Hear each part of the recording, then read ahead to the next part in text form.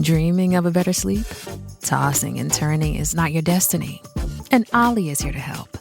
Ollie invites you to sink into sweet, sweet slumber to improve your mental and physical health and overall wellness. More than just melatonin, Ollie's ingredients help you unwind your mind for a delightfully dreamy drift off. Sleep is on the way at Ollie.com. That's OLLY.com.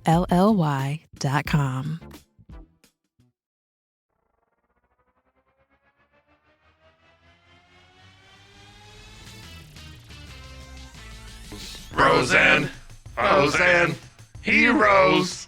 Gonna tell you about bros and foes and heroes. Gonna tell you about comic books, costumes, facts, boots, and other stuff. In this week's issue, Romantic Comics, Volume 1.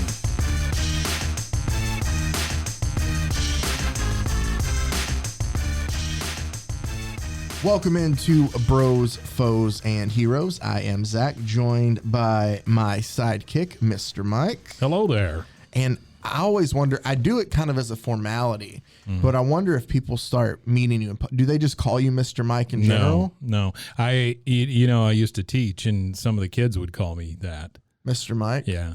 Okay, but wouldn't it be more Mr. and then your last name usually? Well, you would think so, but, I don't know. You had an informal relationship? That's fine. Sure. But I just didn't know if I keep doing this, if this is going to become a thing where people start referring to maybe you as, so. Maybe I'm just Mr. Mike. It kind of makes you sound more like a sidekick. It makes me sound like I'm made by Ronco.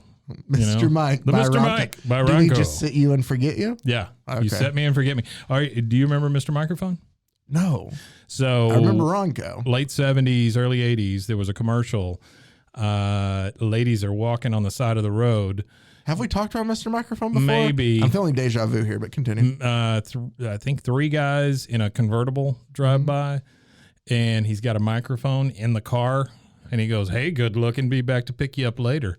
And the whole idea is on the microphone, it had a transmitter that would go through your car stereo. Mm-hmm. And so that was the whole thing. But hey, good So it's looking, like be you would back to pick you up later, and then he'd take off. So it's like It was a stalking tool. well, but it was also just kind of like an announce system just in your car. You could use your car. Okay.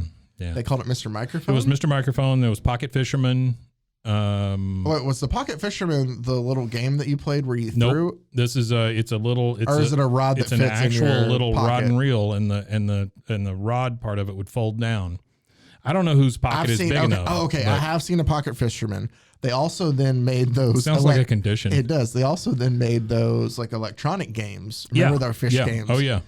Listen, kids, for all you Gen Zers that listen to a millennial They love and this. a Gen Xer talk about comic books. They love it because we know there are a ton of you out there. Yeah. There used to be this, or even younger, because we know. Wait, I have to stop door dashing for a second and listen. He's told me to. They had these like little handheld games, and I'm sure people remember these, and you had to cast and then like reel in, and it was the simplest game, but like we were just I think there for a time, anything that was new technology wise, we just ate it up. Well, like we still do now. The Game Watches and the whole Digimon, or not Digimon, what were the I mean, Digimon what were was like the that, original but ones? they Tamagotchis. Tamagotchis, Yeah, I had one of those. It was a dog. Kill it. Well, I mean, it Don't would feed it. die. Yeah, Kill you it. forget to feed it. You have to clean up its poop. You washed it. That's Digital all you did. poop. Digital. Yeah. I hope that saved some parents like having to get a real dog somewhere. That was the Offspring's first album, right? Digital Poop. Digital. Wasn't that it? Yeah, it had that's the one that Pretty Fly for a White Guy was Sure. on. So What are we doing this week? it's funny you bring up for us to be able to transition. That's true. You called Mr. Microphone a perfect stalker tool, and the commercial that you described did sound very off. It is, yeah. So why don't we just dive back even further into just some very off things when it comes to romance and how you should get a lady when we read romantic stories from romantic comics. Now, I will call this episode, or we will call this episode, I can call it something different, I guess, if I wanted to. Excuse me. But Romantic Comics Volume 1, what I have done is, or what I have in front of me, a collection of stories. So back in the day with these anthologies, just like they had police comics, and we've covered, action comics, and where everything in the book was. Yeah. They were very much, comic companies very much sold. I guess they were trying to cover and see what books, worked. Yeah, absolutely. But one of, I guess, in an attempt, I can only assume to get female readers of some sort, they made a compilation of like romance comics, which are just like the same thing, short little stories of, just different tales of romance. Okay. There are some really awful ones that have, obviously appeared through all of these publications runs. Yeah. And so what I have is a collection of some of the worst. You're telling me that in a comic book targeted towards, you would assume, girls. Yes. In the 40s and 50s. Yes, of course, all written, everything by men. Called romantic comics. They're all different books. Like our first story comes from a comic called Love Secrets. Oh, Love Secrets. Oh, number 32. But it's like those anthology collection where it's all just different. But I'm just saying, you're telling me all this, and you're saying there were some bad ones. Mm-hmm. Yeah, that is surprising. A lot of them. Yeah. So what I was able to do is also IDW. I believe it's IDW. IBW, one of the two. Maybe I made up IBW. Either way, I will look up and correct myself next week. Has a collection of all of these public domain stories. Okay. Called Weird Love. And Weird Love. And so they know how just ridiculous these are. So it's the collection of that. Gotcha. Okay. And there's 6 volumes out. But wow. Yeah. So there's a ridiculous amount. If you're a big fan of some of these stories, just know that we will do more of them. I have collected 8 of these stories. 8 for Mike, and I can tell you where they're from, like what issue they come from, and the year, and just kind of give you. They're all like 8-page stories at the most, so they're super quick. Yeah, sure. We're not going to spend. Obviously, I'm not going to go into every detail. Weird Love. We're super quick. Yeah, sure. That sounds like but no. Yeah. So I have a collection of stories here, and instead of writing a outline like I do sometimes, it's easier with these just to go through it. I'm not even kidding when I say that this guy does so much research on these comics. I mean, it is impressive. It really is. Well, thank you. Well, here's the thing, Mike. Impressive. I always thought that you liked following along. Oh, I do. And I'm revealing these to you one at a time, so you don't even see the stories until we get here. I love it. And you can announce the stories as we get. Mike, what is our first story? I have these beautiful color printouts. It is I Fell for a Commie. So, of course. COMMIE, kids. Yes. It's funny. I will just say something that I found very interesting that I found out in researching these. Eventually, a comics code is created to kind of police comics. Nothing in here I feel is extremely that salacious at all. Right, sure. I'm not hunting out. I'm sure there was obviously more salacious stuff, but I'm hunting out just funny and amusing. Right. Either way, around not too long after this, there is a creation of a comics code. And to get around the comics code, though, some of these stories are reprinted with just changes to names. And like this one, the I Fell for a Commie was just changed to like I fell for, the wrong man or something like that. And it's changed from the fact that it has anything to do with the Cold War. And so they're able to still reprint these stories. So they even just recycled these comics after the comics ethic code is passed, which is just kind of funny. I got to tell you that, to be what they are, the art is not bad at all. No, it's beautiful. None of the art in these are bad. Yeah, but it is gorgeous. Nothing. I'm not saying this to make it sound like, nothing spectacular. There's nothing obviously like your action shots. It's all just very good detail work of just scene setting. Yeah. And so it's just, everyday people in everyday settings. So what we have here. I will take one pass at this just real quick. I've just thumbed through it. Yeah. There's a lot of words. There's a lot of words in this. A lot of these where I would say, superhero stories can tell a lot of the story right. with the action on the page, which makes some of them great. I think the problem with romance comics is a lot of it is obviously told through dialogue. That's the problem with romance comics. that. Okay. Yeah. Well, no, there's one of many. Right. Sure. But that's one. So let's go ahead and dive into our first story here. All right. Basically, our main character is a woman named Gladys. And Gladys is looking for employment. Okay. She can't find a job around town, so she goes to the unemployment bureau, where she comes across two men that are kind of waiting in line there with her.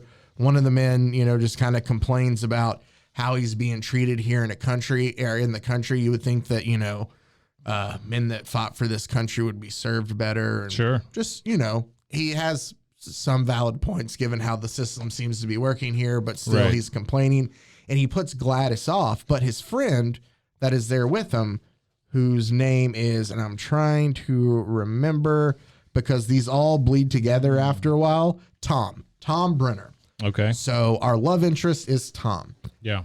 Tom apologizes to Gladys about his friend and says, hey, basically can I take you out on a date? I'm sorry about this. They have such a great time together.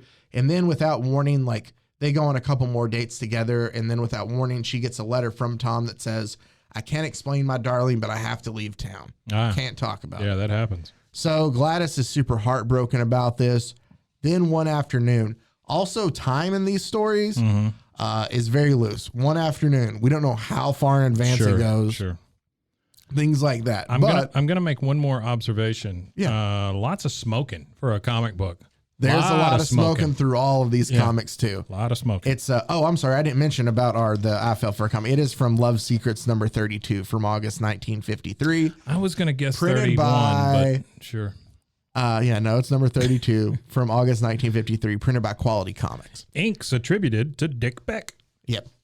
So make your own jokes at home. One afternoon, she basically sees Tom back around town and hanging out with this girl she knows named Ruth. Sure. So she asks Ruth, hey, I saw you with Tom. Are y'all an item or something? Ruth says, no, he just took me to a club that he goes to. She goes, oh, I want to go to this club too. Yeah. She really just wants to be closer to Tom. Well, she's getting there and she's waiting outside the meeting because Ruth says, I'll take you to the next meeting, but just wait till it's over and I'll introduce you to people. So she's waiting outside the meeting while it's happening, so she can't see what's going on. And then all of a sudden she notices while she's waiting, my curiosity's aroused. I wondered about, and Stalin, strange. Perhaps I can listen to them, because they have a giant thing on the wall that says Stalin wants peace. And Russia's 5-year plan, Lenin and Soviet Russia. Yeah. So a lot of, communist, I guess, the club, rhetoric. the club they're in is the Young Americans Club. It is. Yeah. She leans in and basically hears I don't know if I like what I'm hearing. I can't, that's why Tom left me. He's mixed up with communists. Yeah. That's it. So he couldn't tell her what was up. She's just happy that Tom's back. He loves that Stalin. That eventually she thinks he'll come around. She doesn't care right now that he's a part of a communist club because she wants him to be around. Yeah. And she thinks that the more that she hangs out with him, that eventually he'll come to his senses. Yeah. So, a lot of these comics, like the front page or the first page, the first panel, often kind of introduces the story, right? It doesn't really have anything to do with what's going on in the story. It's just, it kind of introduces it. And there's a bubble coming out of her head that says, I must be patient. One day Tom will come to his senses. He must. So she thinks he's just going to wake up one morning and be like, screw this communism. Yeah, I didn't like it after all anyway. Yeah. So Left a bad taste in my mouth. She keeps going to these meetings thinking that eventually, he'll come to his senses. Well, eventually, she's introduced to the head of the Young Americans Club, because it's not Tom. Right. And he kind of... It's a dude in an orange suit. It is. And he kind of invites the best of what he can, the group that what he can do, or the best members of the group. I'm sorry, I don't know what. I just had a weird stroke halfway through. But this guy's Mr. Phelps threw you off here. He invites the cream of the crop of the group in, and he's like, all right, you guys are the best of the best, and Gladys and Tom are a part of this. And he goes, the reddest of the red. Exactly. Sure. From now on, we refer to each other as comrades. That's what sets it off. Sure. She can't deal with that. She was able to just hold it. That's it. That's the thing. And she's like, no, y'all are all wrong. I'm going to go turn you in right now. Oh, okay. Mr. Phelps is throws her in a room and basically is like, We can't have you talk. We'll just go ahead and take care of you. Maybe there was an accident. Mr. Phelps is threatening Gladys's life. So they lock her in a room, right? Stupid Phelps. And Phelps tells Tom to go deal with her. Oh, no. So Tom opens the door and Gladys runs out and runs away because she sees it as her chance to get away. But Tom runs after her and he catches her and she thinks to kill her. But he goes, snap out of it, Gladys. Come to your senses and listen to me. I'm not a red. I'm not a red. I'm an FBI agent. Oh. He's undercover the whole time. Twist and turn. But here's the beauty of it. So our whole story, this is my favorite part of all these comics. We have 8 pages about, you know, the romance between them. Yeah. We wrap up this whole comic in literally 2 panels. And it says, I'm an FBI agent. It was my job to join that club to get the evidence against them. Gosh, when you became a member, it broke my heart. I did everything I could to talk you out of it.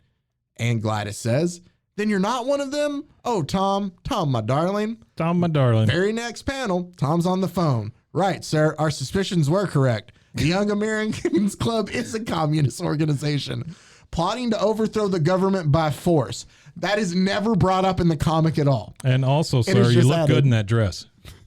And arrest Sam White for posing as a Korean veteran. Yeah. He's carrying forged papers. There you go. You remember at the very beginning when I said that one guy acted like a dick? Sure. That's him. That's Sam. That was Sam. No, here's the thing. He just makes her feel uncomfortable, and so he just rats him out. Like, we have no clue anything about Sam being a bad guy. He's just like, and cherry on top. So Gladys is happy then, and they can all live happily ever after. Gladys kind of goes off here before the ending, and she says, get away from me. I hate you, Tom. If you and your friends think communism is so high and mighty, why don't you pack off to Russia? I really thought that was an F, not a P, and I thought that it was a bad word. Too. Well, I thought I was why like, don't you F off to Russia? Yeah.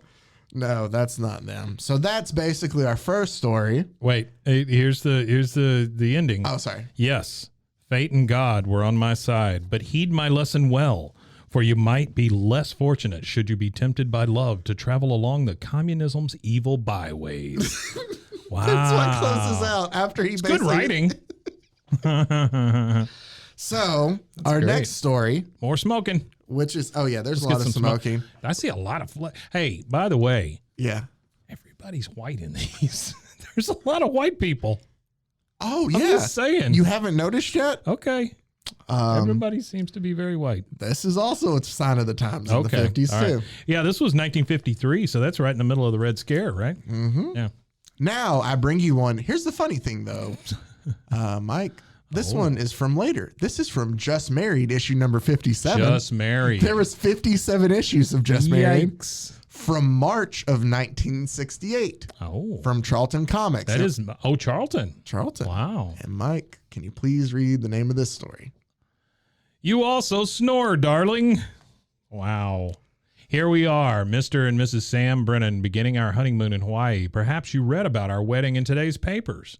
What? No, I didn't. Who read about that? I don't know. I didn't. Society editors called me Boston heiress and debutante and referred to Sam as the fantastically successful young investment counselor. What does that even mean? It's divinely perfect, but it's divinely perfect. Every bit of it, I just know we'll be happy all the rest of our lives. Then the title, You Also Snore, Darling. This one will be able to cover a lot quicker. There's not as much story in this. No shit. Yeah. Okay. This has just one of my the balls of this ending, and you'll see when I get So to it. are they in Hawaii? Yeah, so they're in Hawaii on Okay. it's Sam and Linda. Yeah. Is that Cheers? No, that's Sam and Diane. Sam Never and mind. Diane, yeah. So they're in Hawaii on their honeymoon, Sam and Linda, and they're having a great time. And then Linda's ready to, mark the night, I guess. It's not said in that many terms, but basically they're going to, make the honeymoon. And she's going to get ready, and he's tired, and it takes her so long to get ready. She comes back, and he's asleep. So she decides, all right, I'll just go ahead and get ready for nighttime instead. So she puts her curlers in and like her face mask on, and she wakes up, and he's now up, and he's made a toast. And she's just so upset by like, your timing's off, dude. Mm-hmm. Like you're just never great on timing. Right. So they have a drink, then she, the fixes first her time head. she comes out and she's all sexed up for him and with a flower in her hair, and he's flat ass asleep on the couch. Mm-hmm. My poor tired darling. That's what I just said. So I'm sorry. No, you're fine. So then he... I'm so enthralled by what's going on here that I got lost. I'm sorry. So then... champagne has magic properties, my love. Yeah, so she puts her hair back down and she says, woo. And then it says, it's morning in the Hawaiian morning air. I'm assuming they did it. Yeah. So, I mean, that's just kind of... She had those sexy ass curlers on. Well, no, she took them out and fluffed her hair there up. she is. She tells him to count to 10. Yeah, for her to get ready. But so I assume something happened. Well, she goes in to kiss him in the morning, and the 5 o'clock shadow he has grown overnight, which sometimes happens. Mm-hmm. Yeah. It burns her face, like it scrapes her face, and she does not His like beard. that. So then they go out to the beach, right? Mm-hmm. And they're gonna go hang out. Oh, I should also mention while he was flat ass asleep on the couch, he was snoring. And she was like, I'll never tell him he snores. Like, that'll be our little secret. This bastard. So then they go to the beach, and while they're on a beach, this, I guess, good-looking brunette walks by, and Sam kind of, turns and checks her out a bit, and Linda's talking, and she goes, Sam, darling, I hate you. And Sam goes, yeah, sure.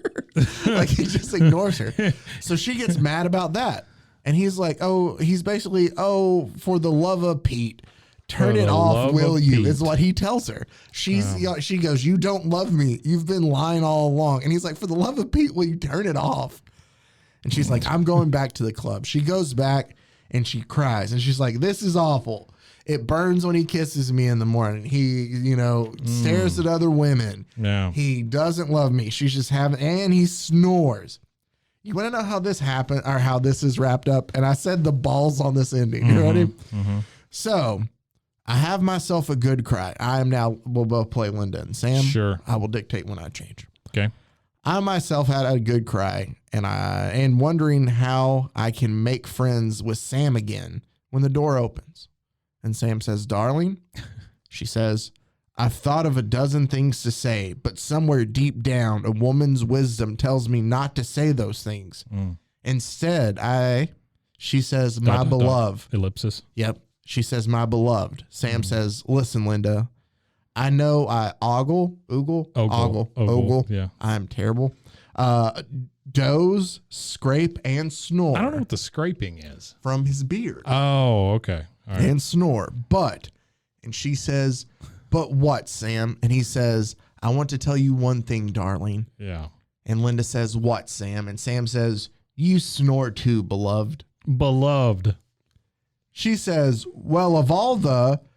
And he stops her and says, you'll never know if I'm lying or not, sweetie. Now, come on, let's stop picking faults. And it ends with them kissing. And she says, I know I don't snore. What I mean is, girls just don't, do they?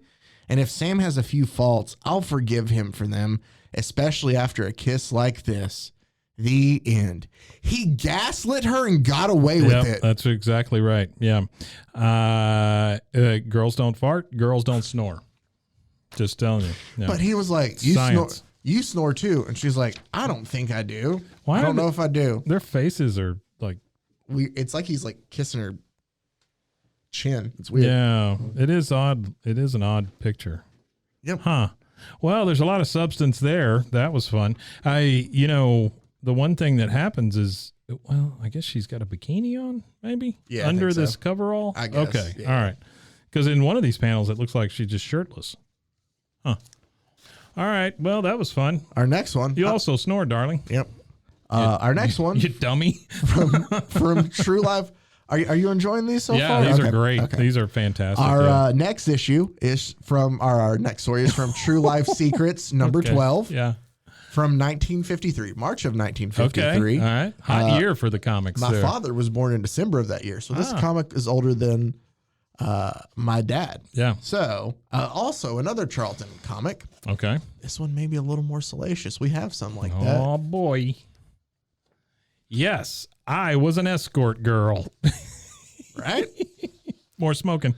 More smoking. There's a lot of smoking. There's smoking. Okay, so wait, have we had one where there hasn't been smoking yet? I don't think there was any smoking in the snoring. In the 68 one. So by 68, they had cut out the smoking. Well, he would have choked on his cigarette while he was asleep.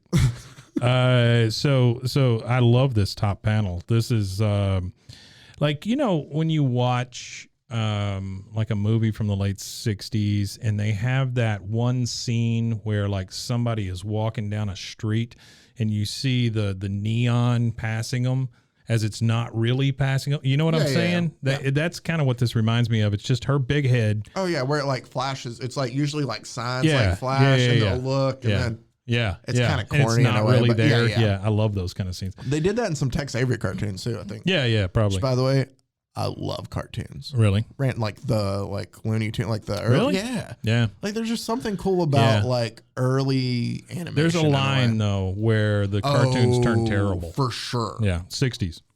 Is that where it is? Yeah, that's another reason I don't like the 60s. So anyway, it's just this lady's big head, and she's got what I can only assume is a Virginia Slim coming out of her mouth because it's a very skinny cigarette. She has I guess a motel room key next to her face. And then in the background, you've got 1, 2, 3, 4, 5 different guys' heads just kind of floating there. Mm-hmm. Dice, money, bubbles, and music notes. And if I recall correctly about this story, you want to know what's funny? She's living fast. I don't know. Escort girl. Okay. So you see the top two guys? Yeah.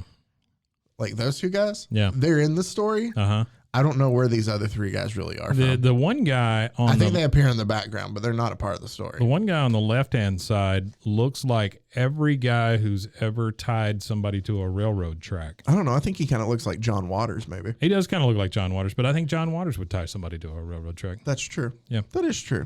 But you mean that as like a compliment, I feel like. No. Oh, okay. So...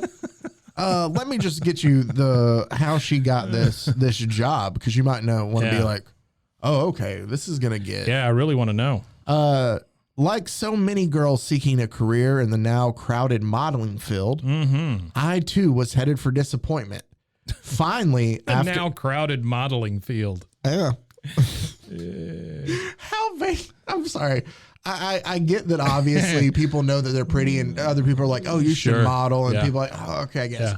But when they're like, I feel like she was just like, I think I'm going to model. She was just telling people. She looks like what's her face from Psycho. The original one. Jamie Lee Curtis's mom. Yeah. Mrs. Curtis. Yeah. Why can I not think of her name right now? I don't know. People are yelling at their, sorry. She was great. But after having been turned away, Janet Leigh. Janet Leigh, there you go. Good job. I knew it would hit me. All right, bye guys. Well, all right, that's the best you're getting from me. That's all you're getting. After having been turned away by many agencies, I decided to apply for a job at an escort service. Okay. I don't know. I have an issue with that. Yeah, go ahead. Yeah, like where are these people advertising? Don't know. Not explained. Do you want to know what she does as an escort? I mean, that? like, obviously, I don't feel like they're going to give you the menu. $5, $7. Oh, I thought it was $4. $7.50. She has to give you change. Yeah, old Josh. So, hey, if anybody wants to write in, I'll give you my Josh joke. I'm not saying that over the air though. It involves a bridge and making change. Yeah. So, but it's not described like what she does as an escort. If she just goes on dates with men, like it's not necessarily entailed if it's in how she escorts them. You know what I mean? Whether it's a physical capacity or just companionship. Exactly. Sure. But her interview, I just love that she's in there with a guy smoking, and he not just even goes, really an interview. It's not. She just appears there in a panel.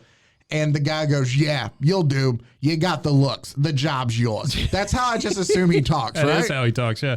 He's got a very wrinkly suit. Yeah. Bald head. And he's smoking a cigar. Smoking a big cigar that's down to a nub. Oh, yeah. And he's still just like, he doesn't want to start a new one yet. Yeah, feet up on the desk. Yeah. Yeah.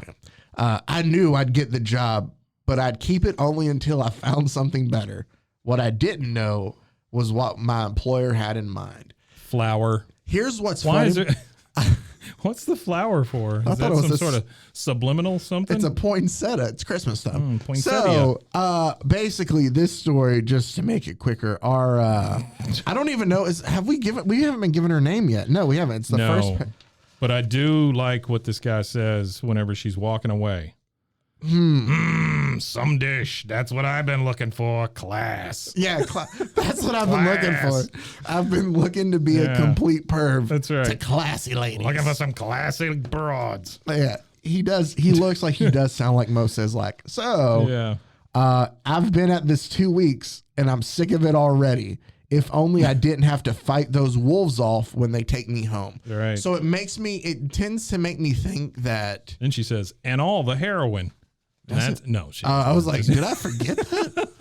I would have led with that. Yeah. But so to me, it makes it think that she's just a companion of sorts. Yeah, sure. Because she fights them off when they get home. I think she's just arm candy kind of thing. So I'm going to the big rocket ship launch. But I need somebody to go with me. A big rocket ship. Is that going on in 53?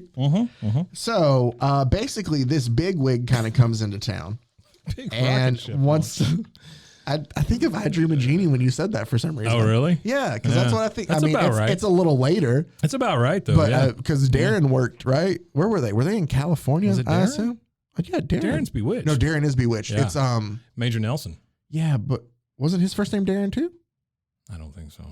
I don't think it was Darren Nelson. That sounds weird. Or maybe I'm just getting it confused because No. It's not the same guy either. No, this is JR. Yeah, JR was in Bewitched. Yeah. And two different Darrens. There were two different Darrens. Bewitched, yeah.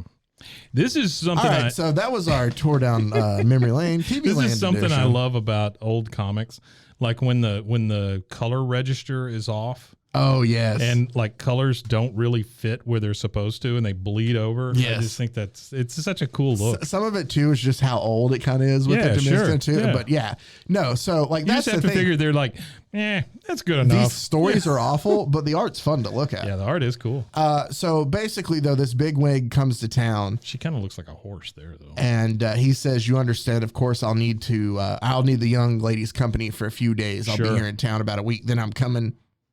Oh, then I'm continuing on to Europe. So basically, she gets a call. Oh, the dude's name's Jerry. Jerry's the bigwig that comes in. Yeah, but what I really don't like is the guy who says some dish. His name is Mike. Yeah. I don't like that. Oh, I think here's the thing I'll tell you with all these names, they don't try really hard, and not in the sense that I'm saying like. No, I get it. But they're My parents were lazy. Well, sure. I'm just saying that they could come. Yeah. Basically, Mike, what we find out is he is blackmailing all these clients, right? Yeah. Because he's not dirty enough by how he treats women. He's also blackmailing a lot of his clients. Okay. Jerry the bigwig, is on the date with our main person, the main blonde lady in this story, who I'm pretty sure we still don't know her name. I'm going to say her name's Sally. Sally? Let's call her Sally. Then there's a point where like she keeps going on these dates with him and she loves it. And then all of a sudden he's just, he comes to her and I think that he wants to marry. Where's this at? Oh, here it is. It had been a beautiful day. The last day they spent together before, remember, he was going off to Europe. For the rocket launch. Vivian is her name. I finally found it on the fourth page of this story. Okay, good. And he says, Vivian, I'm in love with you. Marry me tonight. Basically, he wants to marry her before he leaves. They're out in the moonlight on a bridge. Yeah. She said, if I married him, my problems would be solved. Obviously, the problems of working for money, she didn't have to be an escort anymore. Right. But I had my doubts, although I had no doubt of my love for him. I wondered if I'd fit into his social circle at home. He's been there less than a week. Yes, less than a week. That's the thing. All of these stories, I don't know if it was the 50s, everything was about marriage. Yeah. Oh, sure. Yeah. It's finish line to get married first. Yeah. Hey, can I pause you for 1 second? Oh, please go ahead. There is a phone call where Mike calls her to let her know that he's sending Jerry over. Yeah. Here's this is my best Mike the Lech voice. Okay. And I knew you weren't busy tonight, so I sent him over. He'll pick you up at 8, and wait till you lay your eyes on the wad he carries. That's great. Yeah. Yeah. Thank you. Talking about cash. Thank you for giving me that time. I appreciate it. I yield the rest of my time to the. That was a solid. I like the mic impression. I appreciate it. Basically, though, so she's naked in this tub. She can't decide what to do. I'm kind of way past you on this. Yeah, so sure. You can just. I get it. I mean, yeah. No. Take your time. Well, what I'm saying is, she takes a bath. She lays on the beach. There's Mike again. I take that back. That is the most salacious picture in here. Is she is in the bath and they try to make it's a bubble bath and they try to show as much like cleavage as they can. But honestly, it looks kind of like just a pink body with like some just like it does. It's not super detailed. It's not detailed, no. But it is not at all. It is salacious, I would say, for the comics of this time. But so Jerry's asked her to marry him. Yeah. She feels like she's not gonna fit within a circle, and they'll know I was an escort. It's not gonna work. Not a call girl. Well, she goes over to see him to talk to him about it, and while she's over there, Mike shows up because he hasn't got money for Jerry to pay for the people. So he's like, "Oh, thought you were gonna skip town basically and get out without paying me." "Oh, you're here, Jerry. I knew you were taking money from me," kind of thing. Well, Mike, his assistant shows up because obviously she overhears everything he does and she's coming to kill him because he's not going to blackmail another client. Oh, yeah. There's a fight for a gun between Mike and his assistant, Olga. Olga's his assistant. Yeah. What? Olga? And the gun suddenly went off. The bullet entering Olga's back. They'll do that. Olga gets shot and is killed. And then I'm wrapping up the story, right? Because this is so Jerry's there, Mike's there, Vivian's there, Olga's dead. It all happens. Poor Olga. Can I just have that on a t-shirt? Everybody's there. Mike's there, Jerry's there, Vivian's there, and Olga's dead. It all happens so fast. The gun going off, Olga crumpling to the floor, and suddenly the room filled with police. Poor Olga. She gets literally like 3 panels, like 2.5 panels. Yeah, and then she just blam. The police show up because just like in that other story, Jerry works for the cops. Sure, he was just trying to get to Mike. He knew all about. That's the thing. Oh, Jerry, sob even if you hate me. She says sob. Yeah. I couldn't see you killed maybe she in called cold him blood. SOB. Maybe she did. He goes, "Darling, don't forget. I know the whole story now. It is never told in the story There's that no he story. knows. Yeah. Like, oh, I know about everything you've gone through. I don't care. We're going to get married together." Oh, I love this. My proposal still stands because he goes, "I've got a lot to make up to you. Even if I'm not a rich out-of-towner, my proposal still stands. Yeah. We won't honeymoon in Europe, but after all, the American scenery is just as good, if not better." Wah, wah. Yeah, that's wonderful. Wow. Oh, man. Wait, he was going to kill Jerry. I had to do something. So we don't even really know what happens to Mike here. I guess he gets hauled off by the cops, huh? Yeah. Okay, well, that's good. That's it. Hey, I want you to understand that Mike is wearing 2 different suits during this story as well. Like from panel to panel. He's got a black suit and then he's got a brown suit. Yeah. And then it switches back to black. Wow. This is great. So that was, yes, I was an escort girl. Are you ready for our story that There's takes just us? so many good stuff. I know. All right. Are you ready for the story that takes us to our halfway mark? Yes, please. This is from Darling Love, number 7. Darling Love. Which came out in the winter of 50-51. It doesn't have the publisher listed on here, but Mike, please read. Too fat for love. They say that all the world loves a fat man. Who says that? But what about a fat girl? The story is different there, much different. As I know so well, you see, I knew that I was too fat for love. Here's the thing: the way they draw her too is she doesn't necessarily even look like. No, it's all in her chin. That's it. Like she's keeping all that excess weight in her chin. And I get that, but like she's not the way they draw her. She's not a no, she's not gigantic, big woman at all. And it's just weird that this is a story, but obviously they needed to find something. I guess they're like, hey, we got to appeal to everybody. Hey, why don't we make a story about a heavyset gal? Too fat for love. So obviously, as you can see in this one, it's about her weight the entire time. Wait. Okay, I'm sorry. This is from Darling Love, and I'm assuming that means number 7. And then it says winter 1950 to 51. This covered the entire winter. Yeah, through January. Art, Harry, Lucy. And then it just says close up. What does that mean? That's all the info they have on it. Okay. All right. Close up. Good job, Harry, Lucy. So, basically, I'm sorry, man. I'm getting ahead of you with this. There is one thing in here that says it's fun to laugh at fat people. That's all it says. It says it's fun to laugh at fat people. Yeah. But did you ever stop to consider that they have feelings too? No, you didn't. Fat people are people. No, you didn't, because you're an asshole. Oh my God. That's basically what it's done. Oh man. So they have feelings. They have feelings That's too. the thing. Your main character in this story is somebody who is heavyset, and they refer to them as they. They. So it's, again, You don't love me, Tony Cleaver. So Tony Cleaver is the next door neighbor. Tony Cleaver is the only man in this story who is nice to Mona. Mona is our main character. Sure, Mona. And he is always, Mona just sounds like. It sounds like a fat girl's name. Yeah. Like to quote the Breakfast Club, it's a fat girl's name, Claire. So, but Tony is the only guy who likes Mona and is nice to Mona. Yeah, sure.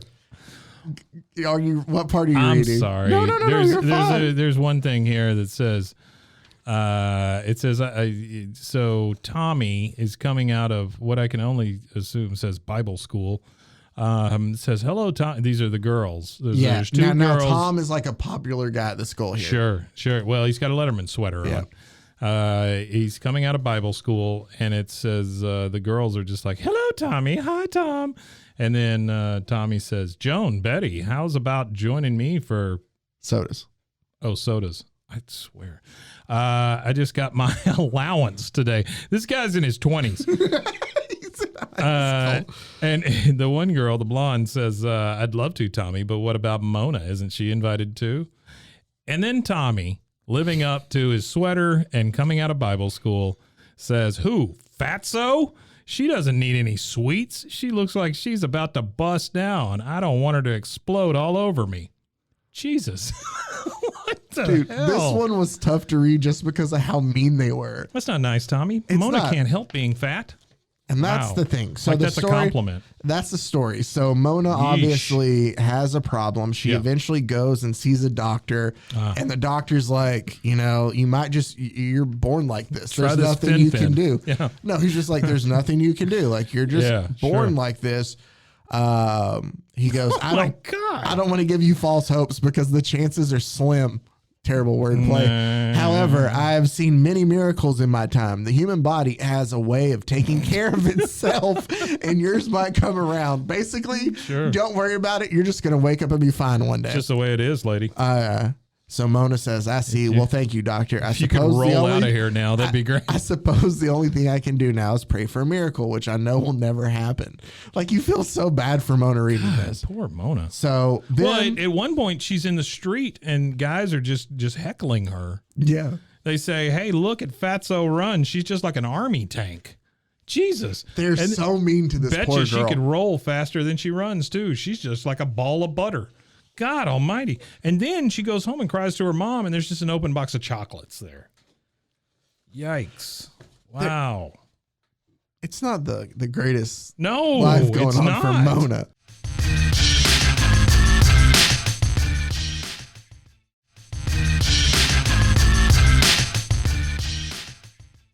God. And that's the thing. This was so mean and so hard to read through for that. But one night, her dad, who works at, you asked about the chocolates. Yeah. Her dad works at a candy company. Oh, well, there you go. It's in her genes. It's brought up.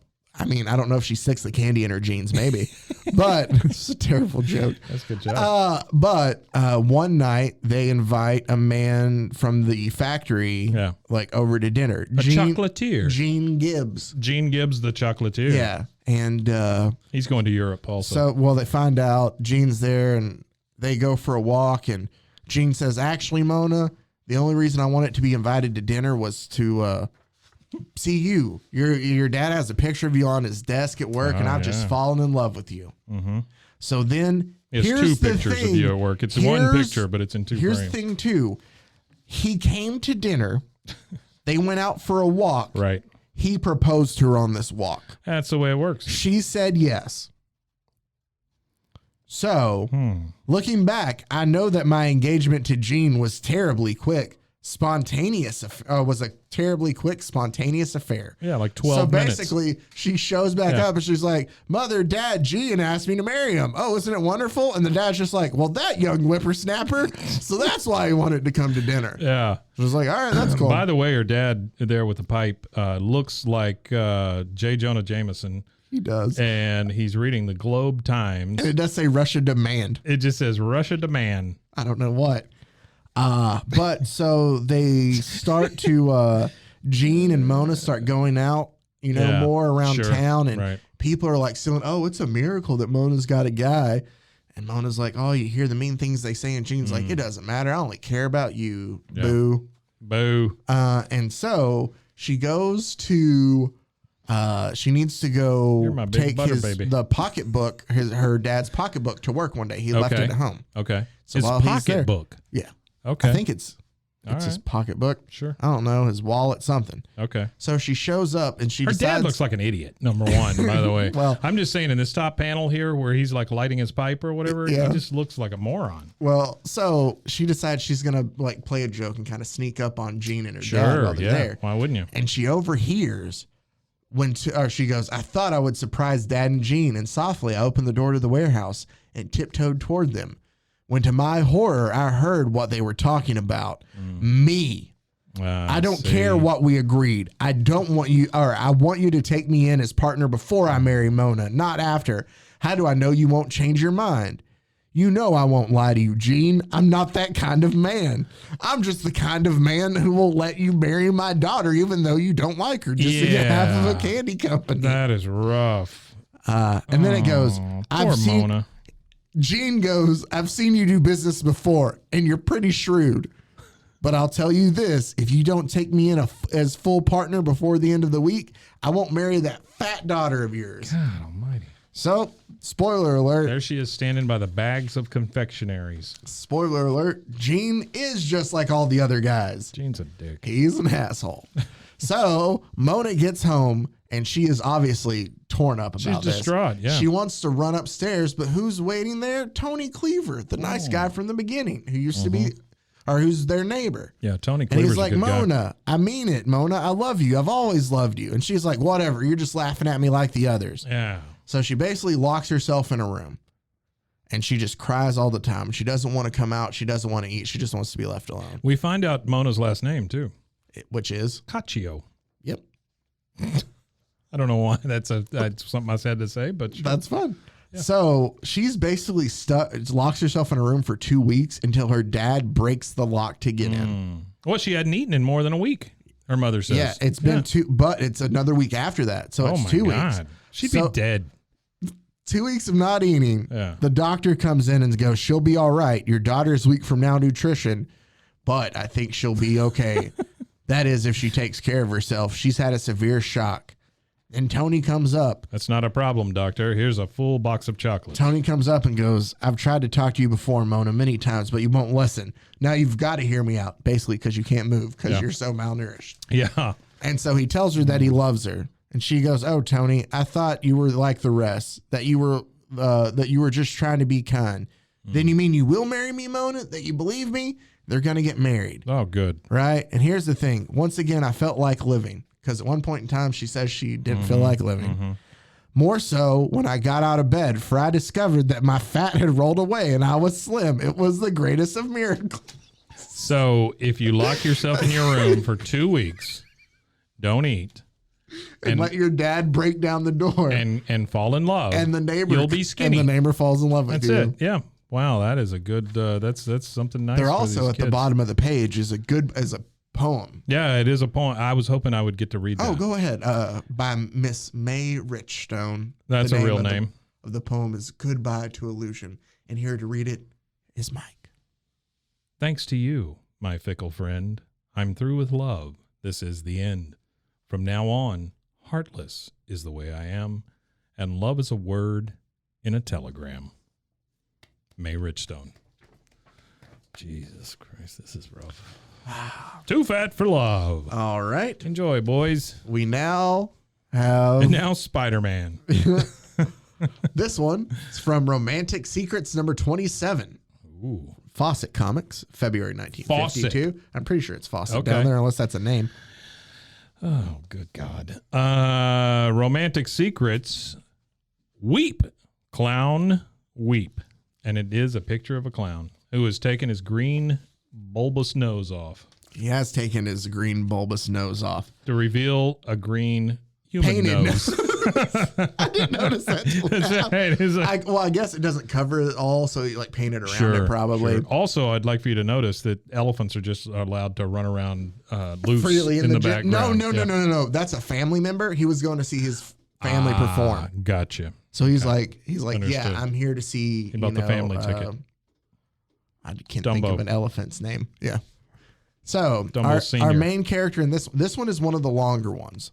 So Yeah. I'm going to speed through this one quicker than the others because also it's very repetitive, and the problem it has here, which is Janie goes to work at a circus. She takes a temp job for She this. has a gun. Not yet, maybe eventually, but she takes a temp job at a circus to work for the head of PR. Because that happens. That's right. Yeah, temp jobs at circuses. It's something like that. She takes a job that she gets from a temp agent. I don't remember. Yeah. But she wants to eventually be like the head of PR kind of thing. So she works for the woman whose name is Miss Hal. Miss Hal is the head of PR for the circus. Yeah. She wants to aspire to be Miss Hal. So this is a perfect job for her. Sure. Well, this guy named Ben swings by the tent while she's getting her introduction, and he says, hey, I'll give you like the tour around the circus while you're here. Takes her basically to the mess tent where they feed all the circus performers. A guy in a suit shows up A guy at in a the blue circus suit. where you've been sent by the employment agency to give you a tour. Yes. That's wonderful. And he Okay. works. He tells her, Sure. I'm a performer here at the circus.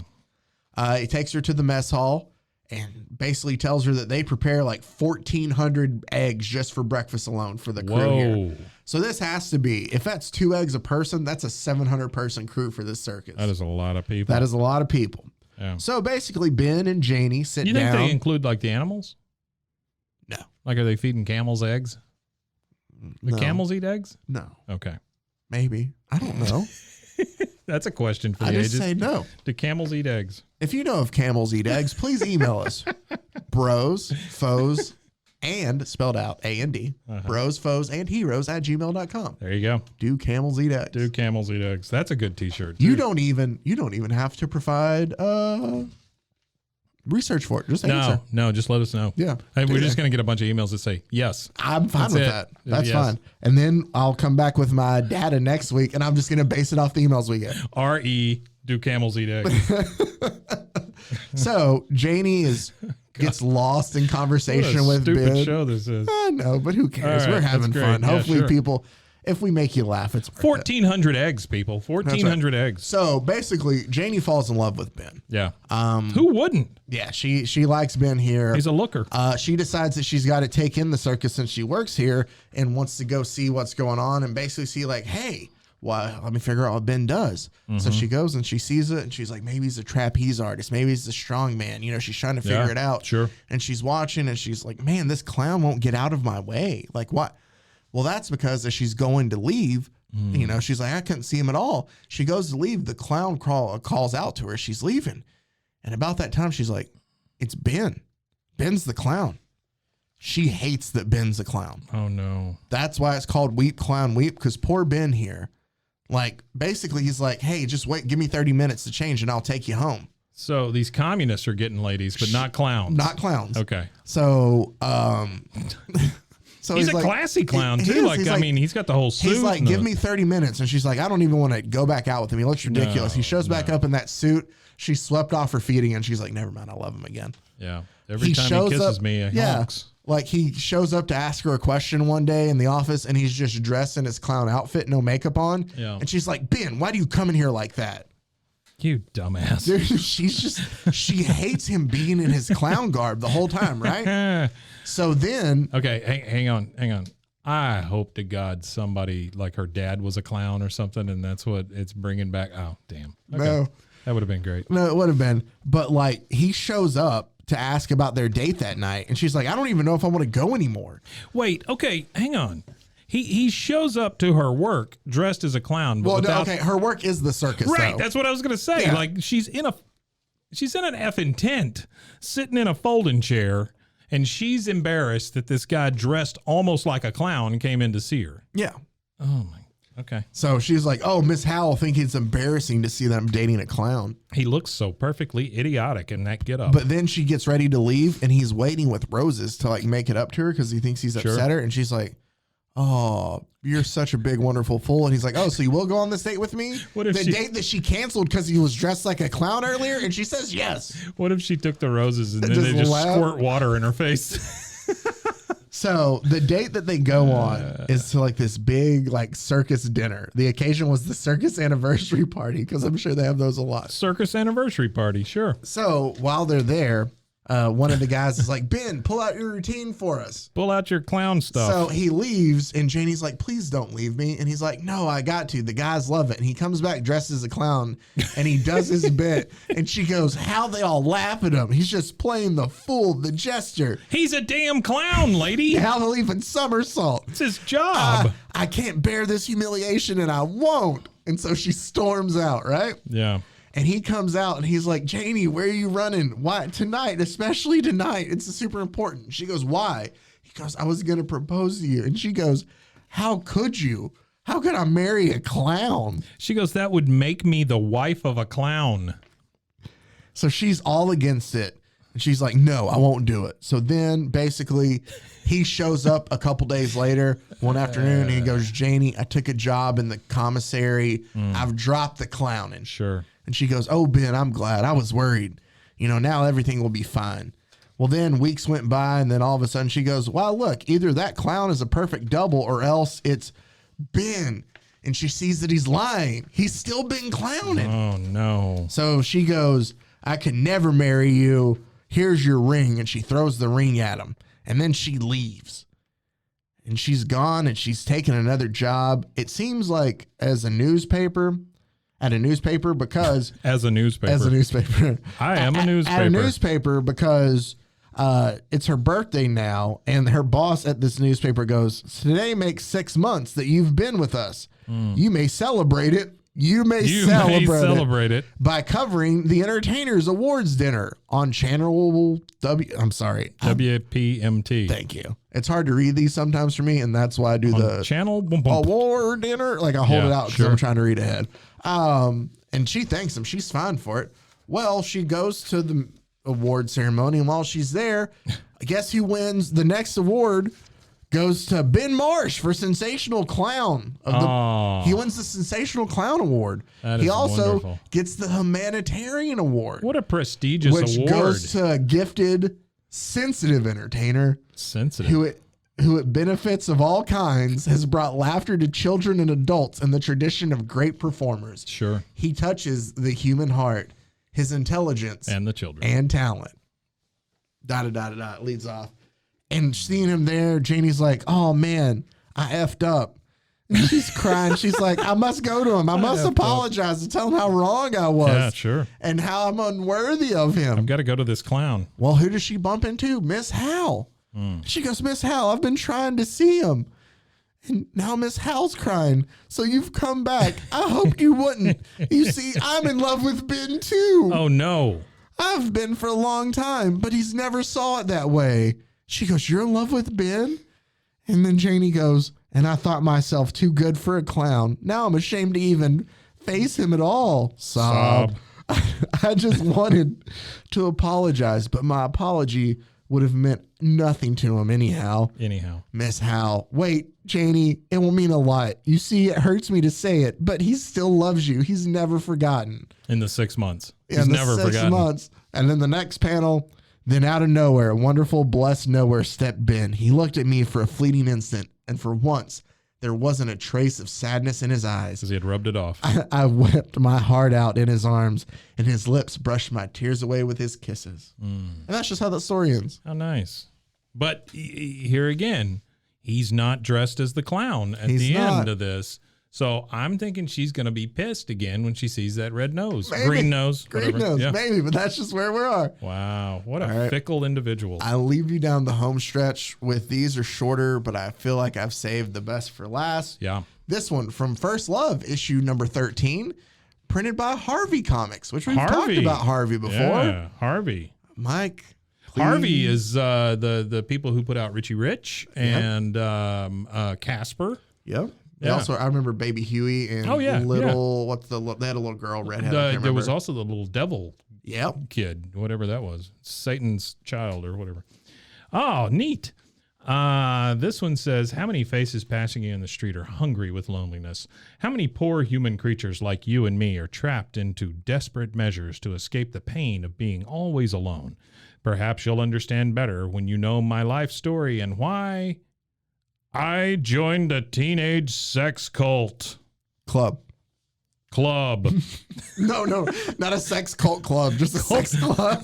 Cult would have been so much better. I'm sorry. I don't know. I really thought I nailed that. And then It was so good. Yeah. Well, that's fine. That Sorry. fits us. It's perfect. Sex So, cult. sex club. Here's basically what happens. The girl in this story. This says it's true. Yeah, I mean, it could be. It's Okay. so flimsy of a story that Sure. it could be. Yeah. What is our girl's name? Jerry. So Jerry Knight is in Geri. town. Yep, she has moved to town with her parents from a different town. She doesn't know anybody there, and she can't really Right. fit in with anybody. One of my favorite panels from this one was the first one. She's a bit of a sad sack. Where it says, oh, I couldn't tell them what it was like at school. Talking about, Jerry's talking about her parents. And one kid says, you say you've never written poetry, Jerry? Impossible. Impossibly. And she goes, I like to read it, but then another girl goes, I'm afraid you'll feel very uncomfortable among the school's intellectuals like us. Like us. Just because you don't write poetry. Bitch, get away from me. So she can't find anybody to fit in with at school. Like Yeah. all the groups she doesn't fit in with. Sure. And then Like the poetry kids. yeah, the poetry kids. You know how- Well, no, it's just smart kids do poetry. You know how exclusive the poetry kids are. Yeah. Yeah. I don't want to sound, and I'm not knocking people who write poetry because there are people who write poetry and it's fantastic. Sure. But Wink. I don't just think I don't need people who write poetry to hate me. Sure. But I just don't think that I base that on like, well, is he smart? He writes poetry. Yeah, no. Oh. No. I mean, No. there's a lot of things like, is he smart? Those He don't go- reads books. Oh, like Yeah, no. yeah. Like, you know. Well, he has glasses. Oh. By that, Mike, do you write poetry? I write poetry. I am smart, and I have glasses. And And you've you read can't be books. part of my club Well, or cult. our cult. So Jerry is just hanging out by a soda fountain when Sure. a guy by the name of Van Merrill, Van Merrill. who basically works for the Flindell Gazette, which is the town they live in, and it's his job. He likes to interview every new person who moves to town. I guess he Yeah. just does like a profile on him and puts it in the paper. That's wonderful. Well, he kind of likes her. She kind of likes him. Yeah. Excuse me. He's got the bow tie. And she goes, oh, yeah. She goes, that's not. So she goes, I don't get along with anybody. And he goes, that's not so hard to understand, Jerry. You're too pretty for the girls to accept you, and the boys don't know what to make of you yet. She goes, including you? And he goes, I don't count. I'm just a hardworking reporter with no time for romance. Thanks for the interview. Bye. No time for romance, Jerry. Sure. So while this is happening, a woman named, I'm pretty sure Laura Treat, pulls up in a car outside and basically is like, hey, you know me from school? We're having a party. Why don't you come? Wear something slinky. She's like, oh, okay, that's fine. I've been invited to a party. So hang on. The chick, this Laura Treat, she pulls up in a big black car. Yep, a Cruella de Vil kind of car. Yeah. And it says, you know me, Jerry, Laura Treat. The goons call me and my friends the fast set, but we're really the smart set. I just noticed you and Van, and then ... Yeah. So she invites her to this club, for a party. She says here that Laura Treat is one of the school's sophisticates. She's a sophisticate. Her parents are excited that she's been invited to a party because, hey, she'll go out. So she shows up and She's wearing an owl on her head. What? It looks like an owl. Oh, you're talking about head. Laura and the other. Yeah, I don't get that. But basically, so Yeah. Jerry shows up. Laura greets her and kind of introduces her to a guy named Marvin. Marvin is one of our main a-hole in this story, because Marvin basically like, hey, here, chick, here's my brand. Try my cigarette. She's never tried a cigarette before. Doesn't want to, seem kind of prudish. So she takes it and she's like, oh, I'm afraid this brand is awfully strong for me. She's coughing. And Marvin goes, isn't his name Marvin? Yeah. Marvin is a sleazeball. Marvin goes, oh, you'll get used to them, Mouse. He's already nicknamed her. Yeah. Mouse. It's all I supply, my babes. Babes. Let's track up. Let's track up the shellac. Track Don't know up what that the means. shellac. I'm assuming that's dancing, right? Yeah. So then he's like pulling her close, like trying to dance. And he's like, come on, loosen up and wiggle, Jerry. Loosen up and wiggle. Loosen up and wiggle, Jerry. I don't know why, but it's funny to me if Loosen he's up yelling. and wiggle. It's funny to me if he's yelling at this man. one. But she's like, This guy is an ass. yeah, she's just not into it. Then he's like, what you need is a drink, sweetheart. It'll make you feel you've known me all your life. He is forcing a drink down her throat. And then she goes, as soon as I choked that drink down, the most peculiar dizzy sensation came over me. Yeah, you're drunk. It was like finding my feelings suddenly. Unchained my unchained. My inhibition's gone. And she starts making out with Marvin hardcore, right? This should just be 'Cause called she says- Marvin Made Me a Teenage Alcoholic, is what this should be called. Dude, here's what's so creepy. And Yeah. I wanted to be kissed, and Marvin no longer repelled me. This whole, like, all these stories to me are just so gross the way they, Oh, they're super gross. Oh, it's about to get worse than this one. So she's kissing Marvin, and Van shows up, right? Whole Van. And she's like, oh, no, I didn't want Van to see me like that. Like, that upsets her because she likes Van. Well, wait, just 1 second. Go ahead. There is an underlying theme here, or a weird thread going on here. Okay, go ahead. Where Van says, don't hog her, Marvin. There are other boys in the club, remember? So, number one, they're talking about sharing this girl. Jerry. Yeah, and then later, when Van he shows up, I guess, again. He says, don't let me interrupt, Miss Knight. You seem to be doing beautifully for a lonesome girl. And then old jackass says, you'll have to wait your turn, Van. I've got Jerry right now. Right now. It's very That gross. is creepy. It's very Wow. This is a sex cult. And let's not forget, this was marketed to children. Sure. Hey, kids. 50s. So basically she fights Marvin off and leaves, and Laura apologizes. She's like, hey, it won't happen again. Van's upset. He goes to his dad, who runs. The reason Van has a job at the paper, because his dad runs the paper. And a chocolate factory. No, that was Mona's dad. Oh, sorry. So, and Van's just like, I didn't, because she talked about being lonely because she couldn't fit in with anybody. That's what the lonesome reference. Yeah.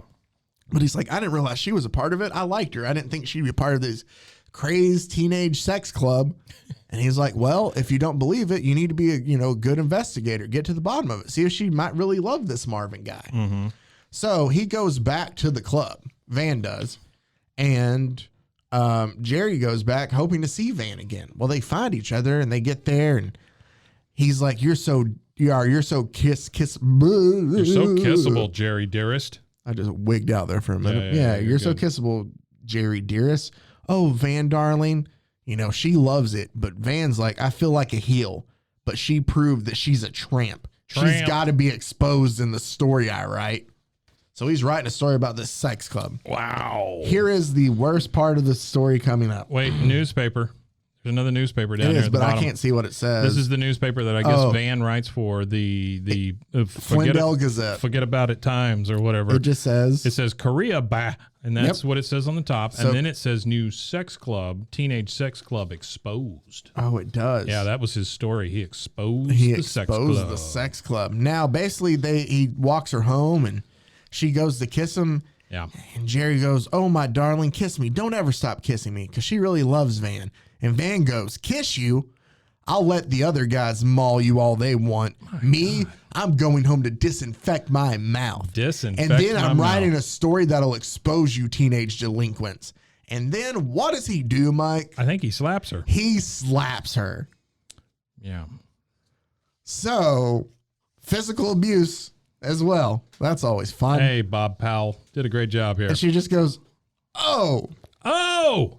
And he goes back. Second time I've been hit today. Basically, he goes back to the club later to still keep writing stories, and he realizes that Jerry hasn't gone back since she got slapped. Yeah. And then he does expose the story, but she's not in it. She goes, I read the headline with pure fright. My name would sure be among the rest. Should I run away from home? But the doorbell rang. Van, I thought. And Van goes, it was my father, darling. Van, he goes, it was my father, darling, a great newspaper man. He said, get all the facts. And I found out that you hadn't been to the club since I slapped you. So I love you. And he goes, darling, can you forgive me for not understanding that loneliness drove you to join the club? Can you forgive me for being an asshole and slapping you? No. And she goes, I was a fool ever to have joined it thinking it was important to be popular when all the time it was you I wanted. The end. So he never apologizes for that. Wow. I joined a teenage sex cult club. This one doesn't have necessarily as cool a name, but it's from Romantic Stories number 26 from September of 1954. Another Charlton comic called Second Fiddle. Second Fiddle. Wow. This one is super quick, Mike. Wait, hang on. Well, this is my middle name. So in the big panel, you've got what looks like Fatima or whatever. Phantoma laying on the ground. She's like a jungle lady. There is a tiger poised to attack her, and it says, as all tigers do, growl. Growl. That's right. And then a lady in a pith helmet just watching. So this is about two sisters, Janet and Joyce. That's not a lion. It says up at the top, I don't mind playing second fiddle to my sister Joyce in a lion taming act. It's a tiger. Of course, everybody does. But when she finally tamed the man I secretly loved, I made a desperate decision to end it once and for all. So that makes it sound like she sicked the tiger on her. Okay. So right. I think I just buried the lead there, or exposed the lead. So basically, they're both, I almost said something. Mm-hmm. Yeah, I got it. They're both in love with the same man. Mm-hmm. The man's name in this story is Dick. Mm-hmm. There we go. They're both in love with Dick. Damn it, it still happened. So he's so big too. And a ginger. So basically, yeah, both sisters. He's got a pith helmet on the whole time. He does, but it kind of looks well. Anyway. But Joyce and Dick are in a relationship together. And Janet really wants Dick. Sure. Yeah. Uh-huh. This is going to be a thing. I'm going to have to find a way to. All right. So. And by the way, we find out that the tiger's name is Raja. Mm-hmm. Basically, though, Raja's acting up a little bit too much. So Joyce wants to use a different tiger instead, or a different lion, I guess, instead, named King. Liger, whatever it is. It looks more like a lion. Plus, it's the male. Well, that one, the original one is a tiger. I mean, there's just no doubt about the fact that on the first panel, that's a tiger. It is. Yeah. But Joyce tells her sister, oh, Joyce is smoking. I never caught that. Oh, there you go. She well, goes, so is Dick. That's true. That Dick is smoking.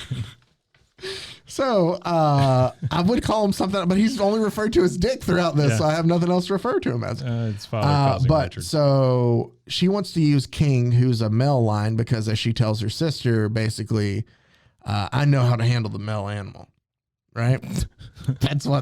She goes, he may be just as fierce, but King is a male. Sure. And I know how to handle the male animal. Sure.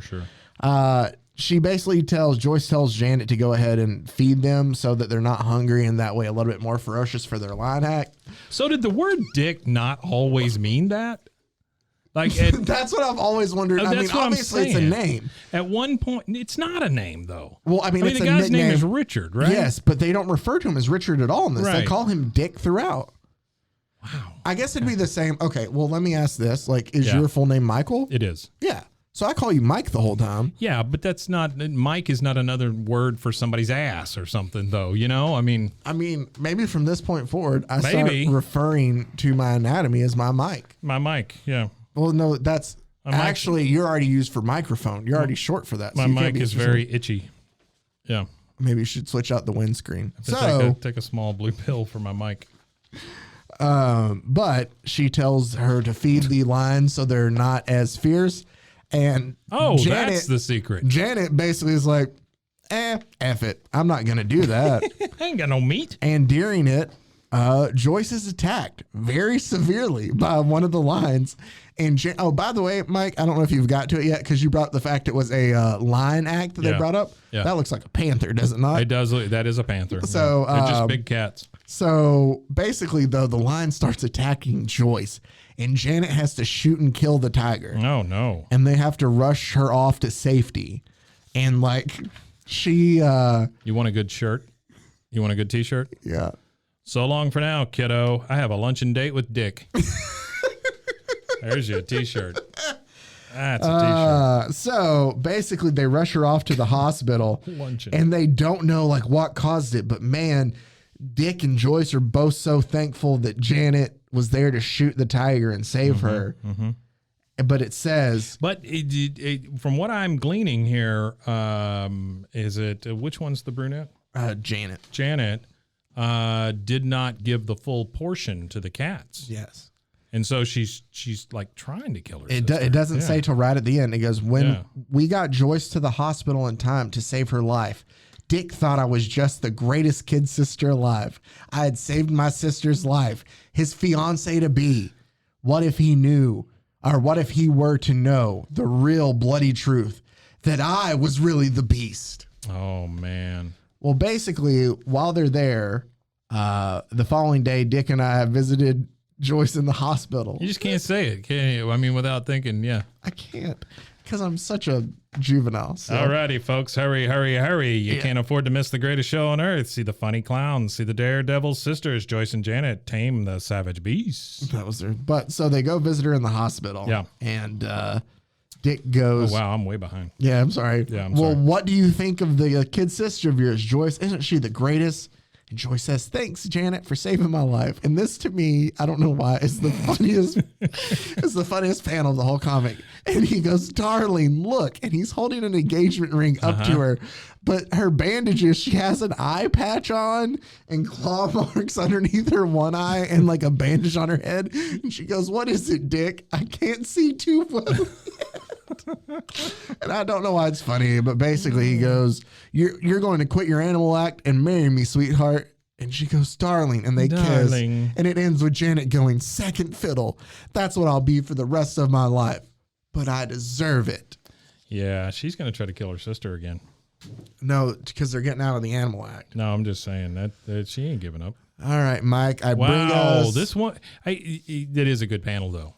That's a hilarious panel. Yeah, with the eye patch and the giant bandage. That's kind of a T-shirt there itself, too. Yeah, just that. What is it, Dick? I can't see too well yet. That's it. Cut Dick out of it. Cut Dick out and just that speech. That's right. Yeah.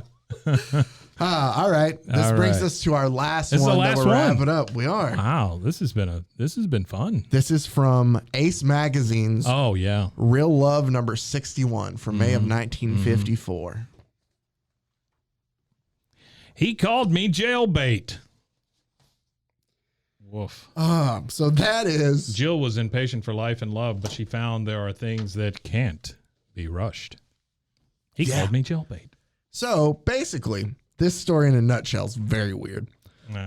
There's a girl, Jill, who is our main character, who nobody wants to hang out with because they say stinks. She says that because I'm younger than the other girls. That's how they say it in the story. And I thought it was going to say, if anything, because like maybe I had a summer birthday or something, like some kind of weird. But no, basically she just appears younger. Okay. Because her mom makes her clothes. She doesn't wear makeup. She can't wear earrings. She has very strict parents. Yeah.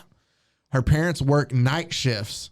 Both work night shifts at like the car factory in town. Well, it explains it all in one little box here. It says, in spite of the fact that my mother and father both worked on night shifts at the Albright Automotive Factory, which was the big industry of our town, like they had to tell me that, they were very strict with me. So in spite of the fact that they both worked at the auto thing, they were very strict with me. How is that in spite of... She doesn't go out. Like, Okay. even though they're not home, I gotcha. she does her studies because they want her to go to college. She can't listen to the radio until she's finished all her homework, stuff like that. They like, always made me study hard, and I was younger than the others in my class. So she didn't just appear. She is younger. She says that, though. Because I wasn't permitted to smoke, use makeup, and didn't even wear the kind of clothes the other girls wore. No, that's why she's younger, Mike. Because she couldn't smoke, wear makeup, or wear clothes. Sure, yeah. Everybody else has wrinkles. Because she's 16. She's in clothes. high school with everybody else. We know she's 16. I was always left out of things, and I had reached the point of rebellion. So, Wolf. basically, her friend is Bessie. Bessie lets her borrow a dress and some makeup and stuff because there's a big stud in school. Yeah, his name is Art, right? His name is Art. This is the guy named Art, and here is Art's pickup line. How about going places and doing things tonight, Bessie? Going places and doing things. Oh, man. Boy, that sounds wonderful, Art. Thank you so much. To all of our single listeners out there, the next time you're at a bar and you think, man, what line can I use to go get that girl to talk to me? Yep. Try that one. How about going out and doing things, Missy? Yeah. Yep, that'll do it. Guarantee you will not get a second date in that one. Nope. So, You won't get a first one. that's probably two. So basically, Art's like, hey, my friend needs a date too, so bring a friend along. So Bessie's like, hey, I bet you I'll let you borrow my Bessie. clothes. That's her friend's name, yeah. Yeah, I know. I'll let you borrow my clothes, wear some makeup and stuff. Like, wait till your parents leave, change, and then sneak out with me. And you'll knock their socks off. Because, they'll see you that way. Well, Bessie calls Jill and's like, hey, so Art called to see who I had lined up. And, well, I'll give it to you straight. He said he wasn't interested in playing kindergarten games with a kid nobody else would date. Yikes. And she just goes, oh.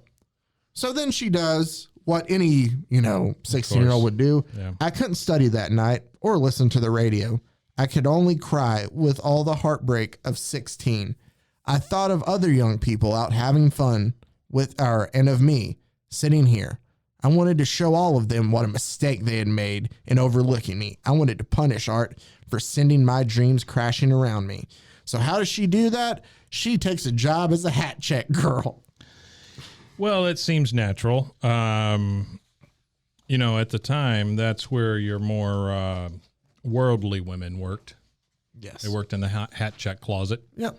So she goes to work there, and the guy who hires her even says, I advertised for young and pretty girl. You're pretty all right, but maybe you're a little too young for night work. And she goes, I may look young, but I'm 18. So she's already lied about her age. Okay. Right? Yeah. She's 16? She's 16. Okay. She eventually meets this man, Craig Albright. And Craig says, Greg's a looker, too. Craig is. He looks like Archer. Craig does look a lot like Archer. And he's wearing a white tuxedo. So like a classy Archer. Yeah. He goes, I hope you're going to be around for a long time because I, want to get to know you. And, what's your name? And she goes, Jill Reynolds. Because when I meet somebody, first of all, usually as a stranger, I usually Full go, name. Yeah. Yeah. Yeah. Jill Reynolds, and here Especially is, when they don't give me their name too. Yeah. Jill Reynolds, and here is a copy of my paycheck. Yeah. My social security number is, you got a pen? Here, I have one. Did they have social security cards at this time? I don't know. 50. That was Those before. 50s, I guess so, right? Yeah. Okay. Sure. Oh, no. Social security, I thought, wasn't that Maybe it was FDR? 40s. Yeah, it's probably 40s. Yeah. Yeah, Okay. it was before that. All right. But Sorry, basically, I don't know why I was concerned with that. No, but that's yeah, fine. Sure. So basically, she keeps working at this club, and she starts going on, I guess, these dates with Craig. Yeah. At night while they're there, just hanging out together. It was a daring adventure, and I was a little terrified when I stopped to think what I was doing. I had to rush through the dishes after my parents left for work, then put on my makeup, fix my hair differently, and rush to the club. When I was through, I had to do as much studying as I could. When I reached home around 1 a.m, but I was too excited to absorb much Latin or geometry. This keeps happening, right? So she keeps going out, and she loves, me, Jill Reynolds with Craig Albright, while his family practically owns the town. So he's like this bigwig in town, right? And she's loving this, right? Probably owns the auto factory. Yeah, probably that they work at. Yeah. So she is loving this relationship. And then randomly in the middle of a panel, it says, because it shows that she's like starting to slack off at school because of her nightlife. Yeah, sure. Goes, I knew what was bothering me, my impossible love for Craig and my overwhelming guilt at deceiving my parents while they worked on the night shift at the Albright factory. You got to get that full name in there. Our biggest industry in town. Hoping to make their dreams for me come true. Sorry. So they could work. So I could work at the I was auto being factory. driven home in the early hours by Craig Albright and accepting from him kisses that I knew to be cheap and degrading. Why? What? She loves him. Yeah, that's what it says. Yeah, I know. I see that. But why are the kisses cheap and degrading? I don't know, but all of a sudden, so they're making out Where again. is he kissing you? Well, that's the thing. So they've made, like, it shows them kissing, having a good time Yeah. together. Now coming around, she says, Craig, let me go. I don't want you to kiss me like this, which obviously Craig should let her go. She said that. Oh, yeah. Craig doesn't. That's, Craig's a ledge. I'm crazy about you, little devil, and you know it. Devil. You've held me off long enough. And then he's like, what's the idea of pretending to be so naive, baby? You've been around. Like, he's like, you've done this before. Well, and she also says, when I finally managed to struggle away from him, I burst into childish, terrified tears. Like, what the Yeah, it just frick, Craig? It became like assault all When of a she sudden. first says, Craig, let go of me, you should let go of her before she finishes, I don't want you to kiss me like this. Or be like, oh, sorry, my bad. Craig doesn't. No. But then she basically just tells him the whole story. Yeah. Really, I'm just 16. I've been fixing myself up to look older and more sophisticated. And Craig's response, Here it is. I've been trying to make time with a 16-year-old kid. Jailbait. Jailbait. Well, then what happens is her friends, Bessie and Art, they see her. Bessie and Art. My pages fall off, so you get to follow you're along good, while I you're just good. recall. Yeah. See her and basically tell her, like, hey, we told your mom what we saw you out with Craig Albright, and you're going to get in trouble for it now. Basically, kind of thing. She does get in trouble, but here's what happens is Craig shows up to the house and just explains to her parents, hey, there's only a 4-year age gap between us. I love your daughter, but I'm not going to do anything weird, like, And then, like, she goes off to call. I don't know what he says, but I'm just trying to best remember. And she goes off to college, and her graduation present was an engagement ring, proving that. Read that last panel because it's just so cringy to me. I'm going to go to the. Or you can go even before. Yeah, I'm going to go to the final two panels. Nothing really seemed to matter when this is her speaking, I think, in her head. Nothing really seemed to matter when I thought of how I'd met and lost the only man I could love. But one day, to my surprise, now this is Craig? Craig speaking to Jill, whose head he's holding while her parents look on in the background. By the way, her mother looks very old. It says, I haven't been able to get over you, Jill. I wanted to talk things over with your mother and father. I'm only 5 years older than I'm sorry, it wasn't you. even 4. It was 5. So he's 21. Yeah. She's 16. Yep. And her dad in the background, as any good dad would say, Jill's ma and I realized we might have been too strict with Jill, our 16-year-old daughter. For not letting her date a 21-year-old. Yeah. So they've just been like, And know then- what? We've been strict. Do whatever you want to Yeah, now. what the hell? And then the next panel and final panel, it says, this is her again thinking, 4 years later, I graduated from college. Craig was there. And his graduation present was an engagement ring. And this is Craig speaking to Jill, who is getting the engagement ring on her finger. I've waited a long time, Jill, but it's been worth it. My girl has grown old enough to be a married woman. Isn't that the creepiest That is way? gross. Yes.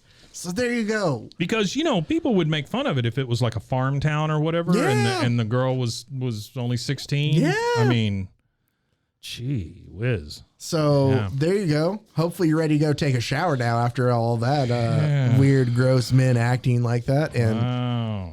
but there you go. I Let's, just found them too ridiculous. Quick recap. Quick recap. Okay. I fell for a commie. Yes.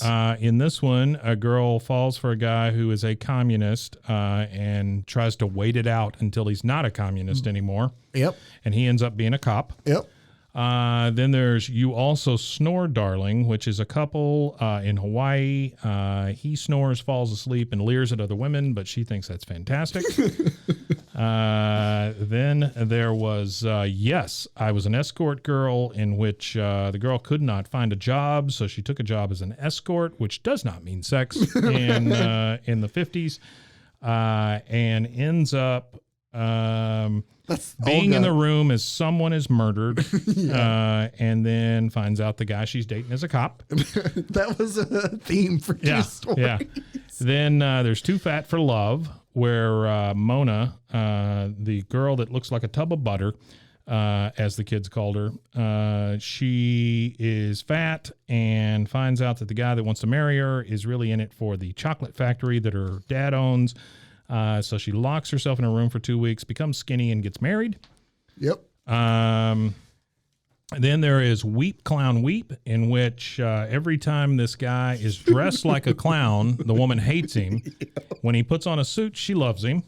That's pretty much the whole story.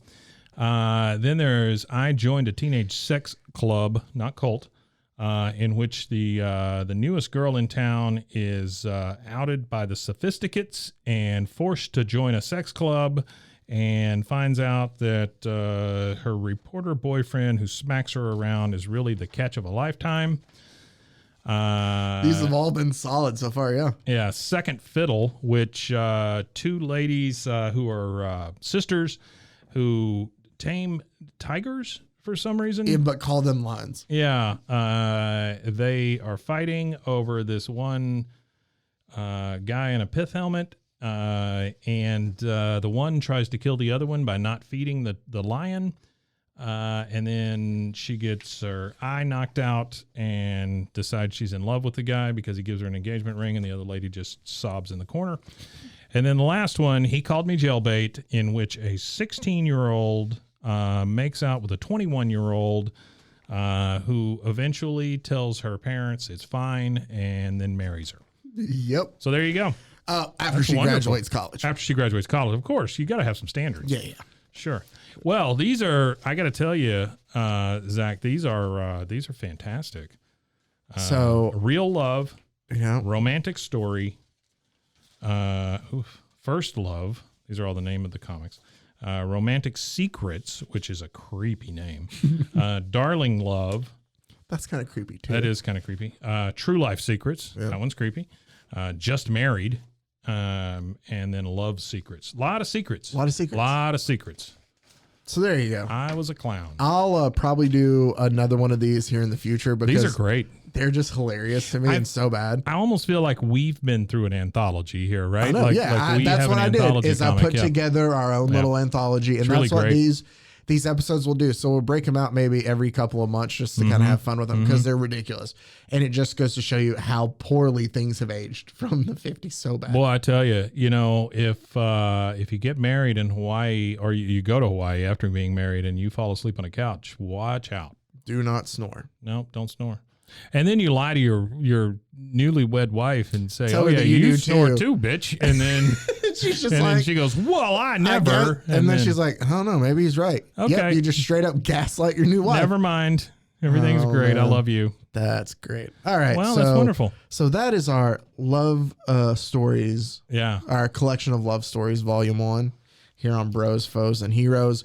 We got some other ridiculous stuff coming up in the future. I know I teased it with Mike before, but I don't even know what I'm going to call this one. I don't know either. That's why I just call like Love Stories Volume 1. I guess, yeah.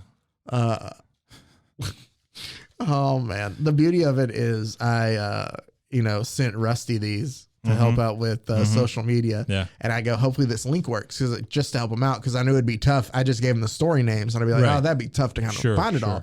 So I knew I had it, so I made it all to send to him.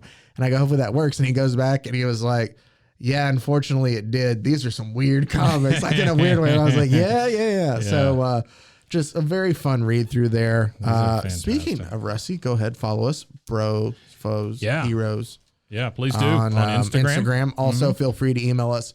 Bros, Foes, and Heroes, all spelled out. B-R. I'm not even going to do that. Just Bros, Foes, and Heroes. Yeah, A and D is in the ampersand. At gmail.com. Let us know if camels eat eggs. That's right. That's right. It's a going thing. Or also, if you know of other animals that eat eggs, let us know that too. Yeah. Except dogs. I know that dogs lay eggs. Dogs do eat eggs. Dogs love eggs. They do. They'll eat the shell and everything. Yeah, I don't know. Well, have you seen it where like you give a dog like a whole egg? I love that Dr. Seuss book. You give a dog an egg? Give a dog an egg? Stuff, yeah. No, I thought you give a mouse a cookie. That's not Dr. Seuss. That's not Dr. Seuss, but I don't know. Well, either way. All right. So this has been a little bit of a longer episode. I had that in the chamber. That's fine. It's solid. Yeah. I've kept Mike way too long because of how much we did here. So a longer episode than usual. Hopefully you all enjoy it. My wife's at a board meeting, so it doesn't matter. Okay. Yeah. BORED. Both. Ayo. Bingo. So that was a terrible joke too, but that's the perfect way to close out this episode. So as always, appreciate you guys listening. Oh, also check out Rogue Media Network. Yeah, roguemedianetwork.com. Lots of shows, lots of very few love stories. No, but that's why you have them here. But tons of great content to check out there too. A lot of good stuff. Sure. We share a network with a lot of great content, so make sure to go ahead and check it out as well. As always, though, thanks for taking the time out to listen to us. We appreciate it as always. And until next time, everybody, stay safe. Galagon! Bros and heroes. Gonna tell you about bros and heroes. Gonna tell you about.